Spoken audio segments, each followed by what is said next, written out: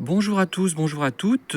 C'est les traits tirés par des nuits de sommeil difficiles que je fais cette courte vidéo qui concerne un roman de Doris Lessing, Les Grands-mères. Voilà, je vous le montre.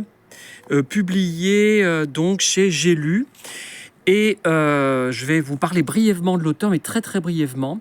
Donc Doris Lessing, c'est un auteur qui a produit, je crois, 65 ouvrages, si je ne me trompe pas, qui était une personnalité très engagée au niveau humain, politique, de gauche. Elle était anti-apartheid, anti-colonialiste, marxiste, etc.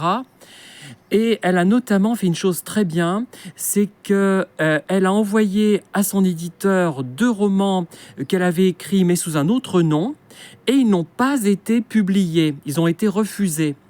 Et elle s'en prenait en fait au statut des nouveaux auteurs qui n'arrivaient pas à percer, puisque moi j'en arrive vraiment à cette conclusion, compte tenu de la production parfois calamiteuse actuelle, c'est le réseau relationnel qui fait qu'une personne est publiée chez un éditeur réputé. En général, il n'y a pas que ça, il faut un minimum quand même de talent souvent, encore que pas toujours, hein, vous l'avez constaté, mais quand même. Donc c'est un personnage que je trouve intéressant, Doris Lessing, et je regrette de devoir dire du mal de ce livre, donc Les Grands-mères, que j'ai trouvé dans une boîte à livres et que je vais remettre, qui fait 94 pages, donc c'est un récit, une grosse nouvelle ou un récit on peut dire plutôt.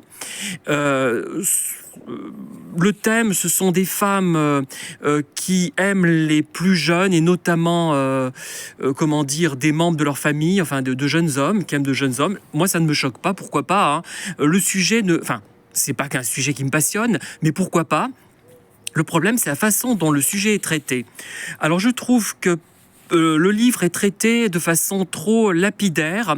On a l'impression qu'elle s'est pressée, peut-être qu'elle était âgée quand elle a écrit ce livre, qu'elle avait, comme elle est très éclectique, elle est comme moi, donc elle écrit des choses parfois très mauvaises, parce qu'elle a besoin d'écrire ça, parce qu'il faut qu'elle l'écrive, et donc on aboutit à un livre qui, à mon avis, sans être mal écrit, est écrit de façon très lapidaire, pas très intéressante, donc.